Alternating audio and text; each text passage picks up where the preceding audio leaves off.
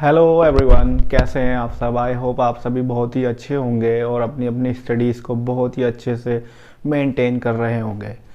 Guys, हम आप सभी के साथ बीकॉम सेकेंड ईयर के कॉस्ट अकाउंटिंग सब्जेक्ट को शेयर करते हुए one by one cost accounting की स्टेटमेंट ऑफ कॉस्ट से रिलेटेड वीडियोस अपडेट कर रहे हैं।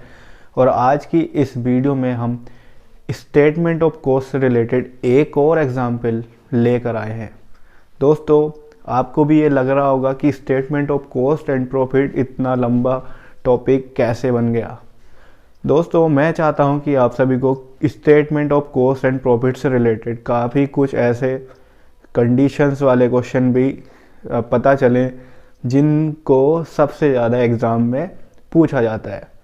बेसिकली अगर मैं आपको statement of cost and profit से रिलेटेड केवल एक आध क्वेश्चन बताता तो भी हो सकता था, काम चल जाता, लेकिन हमारा मोटो है आप सभी तक डीपली जानकारी प्रोवाइड कराना। इसलिए मैं आपके साथ फिर से एक क्वेश्चन लाया हूं और ये क्वेश्चन आपको बोर्ड पर दिखाई देगा।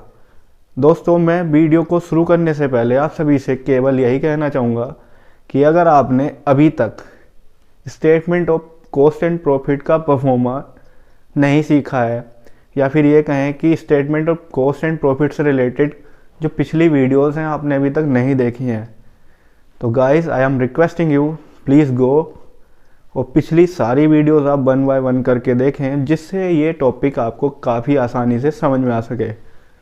चलते हैं अब इस टॉपिक पर और बात करेंगे आज की। यहाँ पर मैंने आपके साथ डिस्कस करा है एक example from the following information in respect of a factory manufacturing plastic goods of two varieties. एक मैन्युफैक्चरिंग कंपनी है या फैक्ट्री है जो दो तरह की सामान प्लास्टिक का मैन्युफैक्चर करती है और उसका हमें statement of cost and profit prepare करना है। हमें बताना है पर यूनिट कॉस्ट कितनी आ रही है ईच वैरायटी की। ये क्वेश्चन आपके लिए मैं इस तरह से लाया हूँ कि आप इस क्वेश्चन में यहाँ पर देखेंगे वैरायटी 1 और वैरायटी 2। आज ये आपके लिए एक एक्सरसाइज वर्क भी होगा, क्योंकि मैं यहाँ पर वैरायटी 1 को पूरा तरह से सॉल्व करूँगा। आपको इस वीडियो को देखकर अपने नोटबुक पर वैरायटी 2 का कॉस्ट हमें बताना होगा।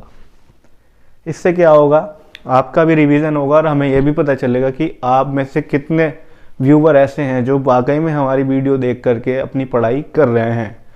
क्योंकि दोस्तों, ये बात सच है कि हम मेहनत करते हैं और हमारी मेहनत कब पता चलती है, जब वो हमारे व्यूवर्स तक पहुंचती है। साथ ही साथ हमारे व्यूवर्स जब तक हमें फीडबैक नहीं देंगे तब हमें ये नहीं पता चलेगा कि एक्चुअल में हम सही दिशा में अपनी मेहनत कर रहे हैं या नहीं। क्योंकि अभी हमें इतने ज़्यादा व्यूज़ तो नहीं मिलते हैं, और रही बात व्यूज़ की, तो हमें जेन्युइन व्यूअर्स चाहिए। हमें इस वीडियो से या फिर जो भी हम कंटेंट अब तक अपलोड कर रहे हैं उस पर ऐसा कुछ हमें ट्रैफिक नहीं चाहिए जो अननेसेसरी हो। हमें चाहिए हमारे कॉमर्स के स्टार्स जो इस कॉमर्स की दुनिया से जुड़कर एक न्यू गैलेक्सी का निर्माण कर सकें। तो दोस्तों, मैं ज़्यादा नहीं कहूँगा, बस अपने टॉपिक को स्टार्ट कर रहा हूँ। यहाँ पर सबसे पहला काम है हमारा, यहीं से शुरू हो जाएगा। आपको पहले क्वेश्चन पढ़ना है कि क्यों ये इम्पोर्टेंट है क्वेश्चन और क्यों मुझे यहाँ पर इस क्वेश्चन को शेयर करना पड़ा। तो देखिए यहाँ पर क्या है, एक ख़ास चीज़ दी गई है, वेट ऑफ फिनिश प्रोडक्ट दिया है। अब तक जितने भी क्वेश्चन हम करते थे उसमें या तो रॉ मटेरियल देते थे या फिर मटेरियल कंज्यूम दिया जाता था, लेकिन यहाँ पर तो हमें कुछ और ही दे दिया। शुरुआत में ही हमें फिनिश प्रोडक्ट का वेट दे दिया है, वेजेस दी है, सेल्स दी है, number of units of finish goods दिया है, फैक्ट्री ओवरहेड है 60% ऑफ वेजेस, ऑफिस ओवरहेड है 25% of factory cost, cost of material है 3 रुपीज़ पर किलोग्राम। लेकिन हमें ये तो पता ही नहीं है कि एक्चुअल में हमने मटेरियल कितना यूज़ किया है। और यहीं से ये क्वेश्चन हो जाता है काफ़ी खास, और इस क्वेश्चन को एग्ज़ाम में देखने के काफ़ी चांसेस मिल सकते हैं। इसमें जो सबसे लास्ट लाइन है वो काफ़ी इम्पोर्टेंट लाइन है, wastage in manufacturing process is 5%। तो दोस्तों देखिए, सबसे पहली बात आप समझिए, जब भी कोई प्रोडक्ट मैन्युफैक्चर किया जाता है तब वो उसको हम 100% लेते हैं। वो प्रोडक्ट जब रॉ मटेरियल के रूप में लिया जाएगा तो वो 100% होगा, और जब मैन्युफैक्चरिंग करने के बाद उसमें जो भी प्रोडक्ट मैन्युफैक्चर होता है तो उसमें से आपका क्या निकलता है, स्क्रैप या वेस्टेज होता है। ठीक है, स्क्रैप या वेस्टेज होगी। जो वेस्टेज दी गई है आपको 5% की दी गई है, यानी कि जो 95% हो गया आपका, वो हो गया आपका फिनिश्ड प्रोडक्ट। ठीक है, ये चीज़ क्यों समझा रहा हूँ, इसी चीज़ से ही हमारा क्वेश्चन यहाँ पे सोल्व भी होना है। ठीक है, तो आपको ये बात मैं समझा दे रहा हूँ। 100% हमारा स्टार्टिंग में माल लिया गया होगा, जिसमें से 5% आपका प्रोसेस मैन्युफैक्चरिंग की करते हुए वेस्ट हो गया, और ये प्रोसेस जब 5% वेस्टेज के बाद आपका फाइनल प्रोडक्ट जो निकल के आया, यानी कि फिनिश प्रोडक्ट निकल के आया, वो है 95%, और उसकी वैल्यू दी गई है यहाँ पर। वैरायटी 1 की है 3040 किलोग्राम, और दूसरी वैरायटी दी गई है 1710 किलोग्राम। तो अगर मैं बात करूँ रॉ मटेरियल कंज्यूम्ड की, तो रॉ मटेरियल कंज्यूम्ड मैं यहाँ निकाल दे रहा हूँ। मैं केवल और केवल आपके लिए वैरायटी 1 का वैल्यू निकालूंगा, क्योंकि मैं चाहता हूँ कि आप ही इस क्वेश्चन को फुल करें। वैरायटी 2 आपके लिए एक टास्क रहेगा आज का। ठीक है, वैरायटी 1 की बात करें तो ये जो 3040 किलोग्राम है ये आपका 95% है, और हमें 100% चाहिए। 100% जो हमने माल लगाया था शुरू में वो चाहिए। तो 19.5 जो होते हैं 95, और ये हो गया आपका 519, और ये 20 टाइम। ठीक है, 19 से हम इसको डिवाइड कर लेते हैं यहाँ पर। 19 बन जा 19, और 19 6 जा 114।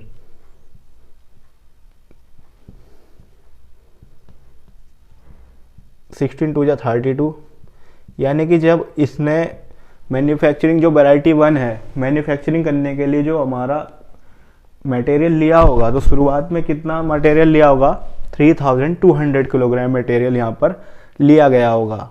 कैसे लिया गया होगा मैं आपको फिर से बता देता हूँ। जब भी कोई मटेरियल शुरुआत में यानी स्टार्टिंग में यूज़ किया जाएगा तो वो 100% होगा, उसमें से आपका लेस होगा वेस्टेज, और वेस्टेज के बाद आपका निकल के आएगा फाइनल प्रोडक्ट, यानी कि फिनिश प्रोडक्ट। तो 100 में से 5% निकल गया, यानी कि 95%, यानी ये जो वैल्यू दी गई है ये 95% है, ये समझ लीजिए आप, और आप बहुत आसानी से इसको आगे सॉल्व भी कर पाएंगे। ठीक है, तो मैं आपको वैरायटी 1 का statement of cost and profit बना के दिखा रहा हूँ यहाँ पर। लाइन तो मैं यहाँ पे दोनों खींचूंगा। Statement of cost and profit. सबसे पहले हम पार्टिकुलर्स का कॉलम बनाते हैं, फिर यहाँ पर आपके लिए 2 वैरायटी हैं तो 2 कॉलम बना लीजिए आप। यहाँ लिख देते हैं वैरायटी 1, वैरायटी 2। तो वैरायटी 2 तो मैं नहीं करूँगा, ये करना है आपको। सबसे पहले हम चलते हैं raw material consumed. Raw material consumed जो कि है @ 3 रुपीज़ पर किलोग्राम।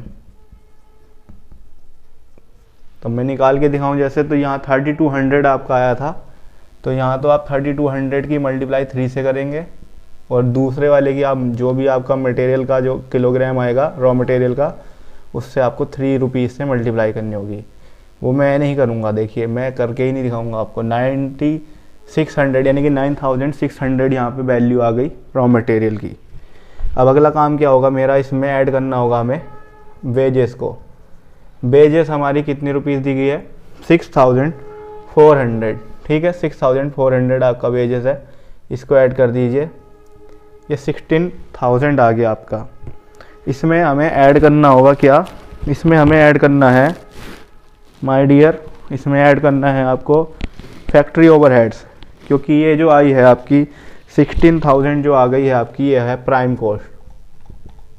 प्राइम कॉस्ट है ये आपकी। इसमें आप ऐड करेंगे फैक्ट्री ओवरहेड्स, और फैक्ट्री ओवरहेड्स के लिए क्या इन्फॉर्मेशन दी गई है, 60% ऑफ वेजेस, यानी कि जो 6,400 है इसका 60% वेजेस है। ठीक है, इसको मैं निकाल के दिखाता हूँ वर्किंग नोट में आपको, यहाँ लिख देता हूँ factory overheads. My dear viewers, मैं आपको ये बहुत ही अच्छी तरह से और विश्वास से बता दूं, ये जो क्वेश्चन है ये ऐसे ऐसे क्वेश्चन है जो आपको एग्ज़ाम में ज़्यादातर मिलते हैं। ये आ गई आपकी factory overheads, 60% of wages. Wages का है 60%, ना कि प्राइम कॉस्ट का। तो यहाँ पे पूरा क्वेश्चन ढंग से पढ़ना है। वेजेस कितनी है आपकी, वेजेस है आपकी ये 6,400। थोड़ा फॉर्मेट भी आपको अच्छे से बनाना आना चाहिए। 6,400 का 60% आप निकाल लीजिए,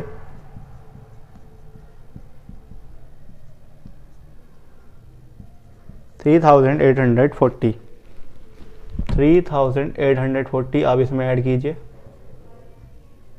ये आपकी आ गई वर्क कॉस्ट। अब इसमें आप ऐड कर देंगे ऑफिस ओवरहेड,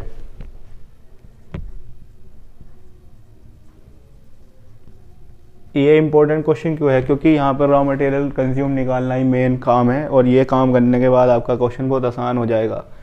तो ऑफिस ओवरहेड है 25% ऑफ फैक्ट्री कॉस्ट। तो फैक्ट्री कॉस्ट तो आपकी आ गई 19,000।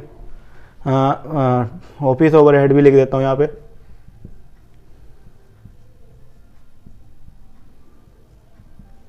$19,840 मल्टीप्लाई 25/100। तो ये 4 से डिवाइड करेंगे आप, 4 4 जा 16, आपका 3 बच गया, 4 9 जा 36, 4 6 जा 24, 4,960। 4,960 आपका ये आ गया। ये आपकी हो गई 24,800। ये क्या है आपकी टोटल कॉस्ट। आप टोटल कॉस्ट यहाँ क्यों लिख दिया हमने, यहाँ तो अभी सेलिंग एंड डिस्ट्रीब्यूशन एक्सपेंसेस भी आने थे, तो दोस्तों यहाँ सेलिंग एंड डिस्ट्रीब्यूशन एक्सपेंसेस दिए ही नहीं है, तो इसलिए हमने यहाँ ही छोड़ दिया इसे। इसके बाद हमें सेल्स दी गई है, हम सेल्स लिखेंगे, और इससे पहले हम यहाँ पे प्रॉफिट लिख करके छोड़ देंगे। जो बैलेंसिंग फिगर होगी वो हमारा प्रॉफिट होगा। 37,200 हमारी सेल्स है, तो हम इसमें से ये माइनस करेंगे जब 12,400, ये हमारा प्रॉफिट आ गया बैलेंसिंग फिगर निकल के। आपको इतना जितना मैंने ये किया है आपको समझ में आना चाहिए, और अगर आपको ये समझ में आया तो समझ लीजिए आप जो है बेहतरीन काम कर रहे हैं। अब आपका क्या काम है, मेरे को जैसे टोटल कॉस्ट पर यूनिट बताना है, तो कॉस्ट पर यूनिट कैसे निकालते हैं, कॉस्ट पर यूनिट। तो आपकी 24,800 कॉस्ट आई है टोटल, और हमारी जो यूनिट प्रोड्यूस हो रही हैं वो 1,240 हो रही है। 0 से 0 क्रॉस किया, 124, 2 जा होते हैं 248, और ये आ गया 20 रुपीज़ 20 पर यूनिट हमारा कॉस्ट पर यूनिट निकल के आ गया। और अगर मैं बात करूँ प्रॉफिट निकालने की, तो प्रॉफिट पर यूनिट क्या निकलेगा, प्रॉफिट पर यूनिट निकलेगा आपका 12,400 डिवाइडेड बाई 1,240, जो आ गया आपका 10 रुपीज़। ठीक है, तो इस तरह से आप समझ लीजिए आपने क्या निकाल लिया। जो वैरायटी 1 है, वैरायटी 1 का कॉस्ट पर यूनिट तो आपका निकल के आ गया है 20 रुपीज़, और आपका प्रॉफिट पर यूनिट निकल के आ गया है